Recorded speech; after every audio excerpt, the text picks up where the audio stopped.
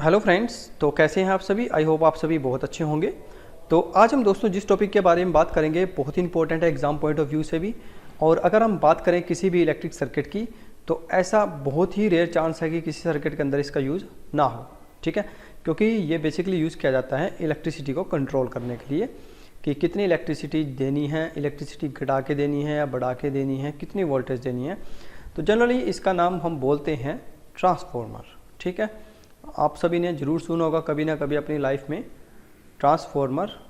चलिए स्टार्ट कर लेते हैं। इसको सबसे पहले समझ लेते हैं ये करता क्या है। तो इसको लिख लेते हैं ए डिवाइस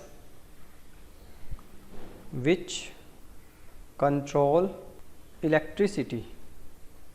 इलेक्ट्रिसिटी को कंट्रोल करता है, यानी कि वोल्टेज भी लिख सकते हैं आप, इलेक्ट्रिसिटी भी लिख सकते हैं। एक ऐसा डिवाइस जो इलेक्ट्रिसिटी को कंट्रोल कर सकता है, तो उसे हम बोलते हैं ट्रांसफॉर्मर। ठीक है दोस्तों, काफ़ी इंपॉर्टेंट है एग्जाम पॉइंट ऑफ व्यू से भी और आपकी जर्नल लाइफ से भी। तो इसका काम क्या होता है, ये आपकी लो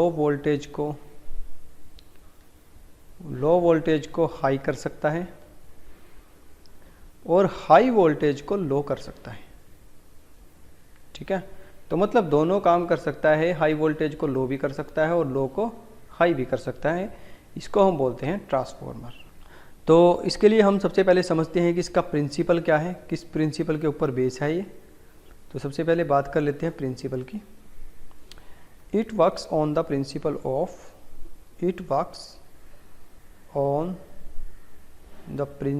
ऑफ म्यूचुअल इंडक्शन के प्रिंसिपल पे ये बेस है। अगर आपने दोस्तों ये वीडियो नहीं देखा है कि म्यूचुअल इंडक्शन किसे कहते हैं, तो आप म्यूचुअल इंडक्शन की वीडियो को जरूर देखें और उसके बाद आप इस टॉपिक पे जरूर आएँ। आपको पता होना चाहिए कि म्यूचुअल इंडक्शन किसे कहते हैं। तो आज हम उसके बारे में नहीं बात करेंगे, हम जस्ट इसको यूज़ करेंगे डायरेक्टली। तो देखिए होता क्या है दोस्तों, सबसे पहले एक आप इस तरह से एक आयरन कोर लेंगे। ट्रांसफॉर्मर का थोड़ा सा डिज़ाइन बता देते हैं कैसे बना होता है। कुछ इस टाइप से आपने एक आयरन की कोर ली, कुछ ऐसे, और इसके ऊपर आपने क्या किया, यहाँ पे कॉइल्स को लपेट रखा है। एक साइड में आपने कम लगा रखी है, एक में ज़्यादा लगा रखी है। ये हमारे पास सपोज करो इनपुट है एसी। ठीक है, इसे बोल सकते हैं हम इनपुट और इधर हमें मिलेगी आउटपुट। ठीक है, चलिए अब ये जो कोयल है इसको हम बोल देते हैं प्राइमरी कोयल और इसको बोल देते हैं सेकेंडरी कोयल। ठीक है, अब इसको P और S से डिनोट कर सकते हैं। अब इनके अंदर कहीं ना कहीं नंबर ऑफ टर्न्स भी होंगे। इसके अंदर सपोज करो 10 टर्न्स हैं या 20 टर्न्स हैं, तो उसको हम NP से डिनोट करते हैं, number of turns in primary coil, और number of turns in secondary coil उसको हम NS से डिनोट कर लेते हैं। क्लियर दोस्तों यहाँ तक। तो ये हो गया हमारे पास डायग्राम।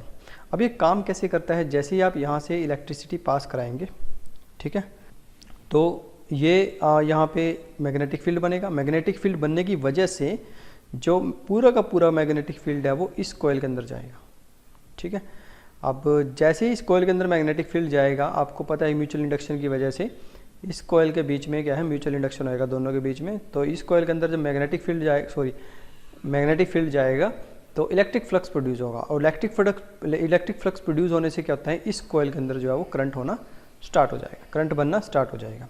ठीक है, तो यहाँ पे देखिए दोस्तों, अगर आप लगाने को सिंपल कोयल भी लगा सकते हैं, ऐसे सिंपल भी लगा सकते हैं, ऐसे करके ऐसे, तब भी आपका ट्रांसफॉर्मर का ही काम करेगा। अगर आप इसको सिंपल ऐसे लगा देते हैं, इसके बीच में आपने कुछ नहीं लगाया, मतलब कोई भी सॉफ्ट आयरन नहीं लगाया। यहाँ पे हमने सॉफ्ट आयरन यूज़ कर रखा है, सॉफ्ट आयरन है। ठीक है, आयरन के छोटी छोटी पत्तियाँ हैं। अभी हम एक पिक्चर दिखाएंगे आपको, उससे थोड़ा ज़्यादा क्लियर हो जाएगा।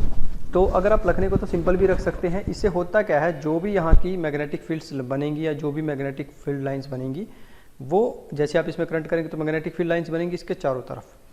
तो इसके तरफ तो जो भी मैग्नेटिक फील्ड लाइन बनेगी वो सारी की सारी इसके अंदर नहीं जाएंगी, कुछ इसके अंदर जाएंगी, कुछ यहाँ से बाहर निकल जाएंगी। तो ये जो मैग्नेटिक फील्ड लाइंस हैं, इनको अगर एक जगह इकट्ठा करना हो तो उसका सबसे बढ़िया जो सोर्स है वो है सॉफ्ट आयरन। ठीक है, आप इसको सॉफ्ट आयरन के ऊपर लपेट दीजिए। तो सॉफ्ट आयरन का काम यही है, जो सारी की सारी मैग्नेटिक फील्ड लाइंस है उनको इकट्ठा करके एक जगह पे ट्रांसफ़र करना। ठीक है, क्लियर है दोस्तों यहाँ तक। तो ये हो गया हमारे पास सॉफ्ट आयरन। हम कैसे क्यों यूज़ करते हैं इसके अंदर, इसके लिए आपको एक पिक्चर दिखाते हैं जिससे आपको थोड़ा ज़्यादा क्लियर हो जाएगा। चलिए देखिए दोस्तों, यहाँ पे ये जो है ये सॉफ्ट आयरन है, दिस वन जिसकी हम बात कर रहे हैं, ये है सॉफ्ट आयरन। और ये जो कोयल सामान्य हमने लपेट रखी है ये इनपुट के लिए है और ये हमारे पास है आउटपुट के लिए, ठीक है। अब देखिए यहाँ पे हम लगाने को डायरेक्ट एक मोटा सा लोहे का टुकड़ा भी लगा सकते थे, और हमने यहाँ पे इसी चीज़ का ही क्यों यूज़ किया है यहाँ पे, इसको समझ लीजिए सबसे पहले कि हमने यहाँ पे छोटी छोटी पत्तियाँ क्यों लगाई हैं। क्योंकि छोटी छोटी पत्तियाँ लगाने से क्या होता है, यहाँ पे हर पत्ती में एक ना एक मैग्नेटिक फील्ड प्रोड्यूस होगा और मैग्नेटिक फील्ड को हर पत्ती कैच करेगी, ठीक है। अगर आप मोटी कोर लगा देंगे तो उसमें इतना ज़्यादा मैग्नेटिक फील्ड कैचिंग नहीं होगा। छोटी छोटी पत्तियाँ लगाएंगे आप, जिससे सॉफ्ट आयरनिंग में दिक्कत नहीं होएगी। और ये जो पत्तियाँ क्या करती हैं, सारी की सारी मैग्नेटिक फील्ड को खींच कर अपनी तरफ मतलब कैच कर लेती हैं। कैच करने के बाद ये सारा का सारा मैग्नेटिक फील्ड इधर ट्रांसफ़र हो जाता है और ये मैग्नेटिक फील्ड यहाँ पे प्रोड्यूस हो जाता है इस कॉइल के अंदर। जैसे इधर कॉइल में मैग्नेटिक फ्लक्स प्रोड्यूस होगा तो यहाँ पे आपको डायरेक्टली आउटपुट मिल जाएगा। आप देख सकते हैं इस कॉइल के अंदर आपने थोड़े नंबर ऑफ टर्न्स बना रखे हैं, यानी कि कुछ यहाँ पे 3-4 नंबर ऑफ टर्न्स है, इसमें ज़्यादा नंबर ऑफ टर्न्स हैं, ठीक है। तो मतलब आपको अगर ज़्यादा वोल्टेज चाहिए तो आप जिस तरफ आपको ज़्यादा वोल्टेज चाहिए उस तरफ आपने क्या करना है, नंबर ऑफ टर्न्स को इंक्रीज़ कर देना है। यहाँ पे नंबर ऑफ टर्न्स बहुत कम है, ठीक है। यहाँ पे आपने AC दी ये, और आपको आउटपुट देखो कितना ज़्यादा मिल रहा है, ठीक है। आप यहीं से अंदाज़ा लगा सकते हैं कि आपको जो आउटपुट है वो आपका बहुत हाई है, क्लियर है। तो ये छोटे छोटे यहाँ पे पत्तियाँ यूज़ की गई हैं जो आप देख सकते हैं स्क्रीन पे, बिल्कुल साफ नज़र आ रहा है आपको। तो ये पत्तियाँ जो हैं सॉफ्ट आयरन का काम करेंगी, और ये सॉफ्ट आयरन काम करता है पूरे के पूरे मैग्नेटिक फील्ड लाइंस को एक जगह इकट्ठा करके अपने आप में लेके फिर इसको इधर ट्रांसफ़र करता है, ठीक है। तो ये हो गया हमारे पास कि सॉफ्ट आयरन क्यों यूज़ करते हैं। अब इसके बाद हम बात कर लेते हैं दोस्तों थोड़ा फ्लक्स के बारे में कि फ्लक्स का क्या यूज़ है। चलिए स्टार्ट कर लेते हैं। तो हम मान लेते हैं, सपोज कर लेते हैं, let phi be flux in each turn, यानी कि उसमें जितनी भी नंबर ऑफ टर्न्स आई हैं उसमें हमने हर एक में मान लिया कि उसमें हर एक में क्या है, phi फ्लक्स जो है वो फ्लो कर रहा है, ठीक है। तो total flux in primary coil, primary coil के अंदर हमारे पास टोटल फ्लक्स कितना हो जाएगा दोस्तों, phi p is equal to NP phi, number of turns in primary coil, और साथ में आ जाएगा phi। इसके बाद हम निकाल लेते हैं दोस्तों इंड्यूस्ड EMF। इंड्यूस्ड EMF की वैल्यू हमारे पास क्या होगी इन प्राइमरी कोयल। तो इंड्यूस्ड EMF की वैल्यू हमारे पास आ जाएगी EP, फॉर्मूला क्या होता है d phi p upon dt। तो माइनस के dy/dt number of turns NP और साथ में आ जाएगा phi, क्लियर है। तो यानी कि मेरे पास EP की जो वैल्यू आ जाएगी वो आ जाएगी माइनस के NP d phi dt, equation number 1, ठीक है। अब ये तो क्या हमारे पास फ्लक्स इन प्राइमरी कोयल। अब हम निकालते हैं flux in secondary coil. Flux in secondary coil निकालने से पहले एक चीज़ जान लेते हैं हम, जो फ्लक्स बनेगा सेकेंडरी कोयल के अंदर वो डिपेंड करता है कि आप कितना करंट दे रहे हैं प्राइमरी कोयल में से, ठीक है। तो flux in secondary coil is equal to NS, number of turns in secondary coil, और साथ में फ्लक्स phi। इंड्यूस्ड EMF कितना आएगा हमारे पास इस केस में, इसको लिख लेते हैं हम ES से, induced EMF is equal to minus के NS d phi/dt। यहाँ पे भी हम वैल्यू पुट कर देते हैं, इज इक्वल टू माइनस के NS d phi की वैल्यू हमारे पास है NS तो हमने पुट कर दिया phi अपॉन में आ जाएगा dt, इक्वेशन नंबर 2। जब इन दोनों को हम डिवाइड करेंगे, डिवाइडिंग बोथ इक्वेशंस, दोनों इक्वेशंस को हमने क्या किया, डिवाइड किया, तो फाइनली हमारे पास जो अल्टीमेटली आंसर आएगा वो आएगा ES upon EP is equal to NS upon NP, ठीक है। ये फाइनल आंसर मेरे पास आ जाएगा। यानी कि अगर आपको ट्रांसफॉर्मर बनाना है, दो टाइप के ट्रांसफॉर्मर आप बना सकते हैं, step up and step down, ठीक है। अगर आपको बनाना है स्टेप अप ट्रांसफॉर्मर के लिए आपकी जो ES है वो ग्रेटर होना चाहिए EP से, और ऐसे ही जो NS है वो ग्रेटर होना चाहिए NP से, यानी कि number of turns in secondary coil should be greater than number of turns in primary coil, अगर आपने स्टेप अप ट्रांसफॉर्मर बनाना है। अगर आपको बनाना है स्टेप डाउन, ठीक है, स्टेप डाउन के केस में उल्टा हो जाएगा, जो ई एस की वैल्यू है वो लेस देन होनी चाहिए ई पी से, और एन एस की जो वैल्यू है वो लेस देन होनी चाहिए एन पी से। ठीक है, तो ये दो कंडीशनें आपने यहाँ पे याद रखनी है दोस्तों, काफ़ी इंपॉर्टेंट है, बहुत ही काम आएंगे आपके जब भी आप कोई भी न्यूमेरिकल करेंगे या कोई भी रिलेटेड क्वेश्चन करेंगे। इसके बाद हम निकाल लेते हैं एफिशिएंसी ऑफ ट्रांसफॉर्मर। एफिशिएंसी कैसे निकालते हैं, यानी कि कितनी एफिशिएंसी है ट्रांसफार्मर की, यानी कि हम उसको कितनी वोल्टेज दे रहे हैं, हमें कितनी एफिशिएंसी दे रहा है, 100% है, 90% है, 40% है, तो वो किसके ऊपर डिपेंड करती है। ठीक है, सपोज करो हमारे पास जो भी इनपुट है, पावर है, पावर इनपुट, पावर आउटपुट, तो हम देखते हैं इनपुट कितना आ रहा है और आउटपुट कितना आ रहा है।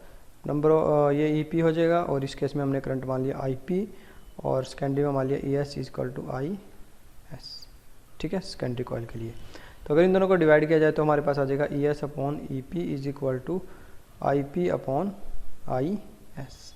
यहाँ से एक रिजल्ट निकल के आता है हमारे पास। इससे क्या पता लगता है, जो वोल्टेज है इंक्रीज देन करंट डिक्रीज। ठीक है, जैसे जैसे वोल्टेज इंक्रीज होगी तो आपका जो करंट है वो डिक्रीज होगा। इससे ये चीज़ हमें पता लगती है दोस्तों, क्लियर है।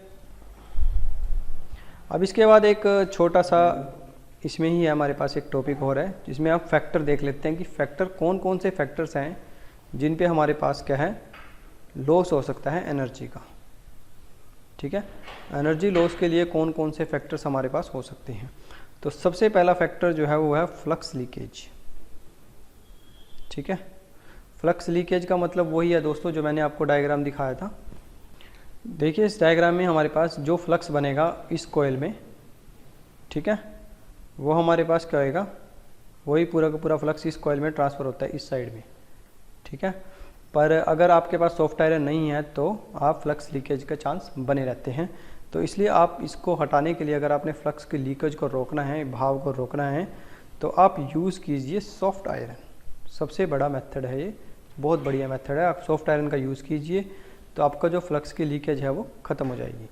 इसी में हम सेकंड ले लेते हैं, resistance of the winding energy loss, यानी कि जो लॉस आप देखिए, आप इसमें इलेक्ट्रिसिटी पास कराएंगे तो आपके पास क्या होएगा, ये जो वायर्स हैं वो गर्म भी तो होंगी ना।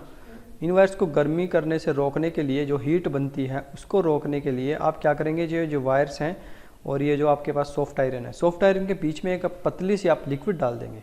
क्या डाल देंगे, लिक्विड, एक बहुत ही ब्रीक लिक्विड डाल देंगे, जिससे कि है आपस में चिपकी भी रहें और एक दूसरे के साथ टच ना हो। उससे क्या होता है, जो ट्रांसफार्मर है वो गर्म नहीं होता जल्दी से। ठीक है, तो एनर्जी का क्या है, लॉस नहीं होगा। ठीक है, तो हीट की अगर आप इक्वेशन लिखना चाहते हैं तो हीट की इक्वेशन होती है आई स्क्वायर आर टी। ठीक है, इसको मिनिमाइज करने के लिए आपको कॉपर वायर की थिकनेस को बढ़ाना होगा, यानी कि आप मोटी मोटी वायर्स लीजिए। ठीक है, और जैसे जैसे आपके पास थर्ड, इसी में हम थर्ड ले लेते हैं। थर्ड में क्या होगा, मिनिमाइज द, आप एडी करंट को मिनिमाइज कीजिए। उसकी जगह पे क्या कीजिए, आप एक बड़े से बंडल की बजाय, बड़े से लोहे के टुकड़े की बजाय, बड़े से सॉफ्ट आयरन की बजाय आप स्मॉल स्ट्रिप्स लीजिए, छोटी छोटी प्लेट्स लीजिए, स्मॉल स्ट्रिप प्लेट्स।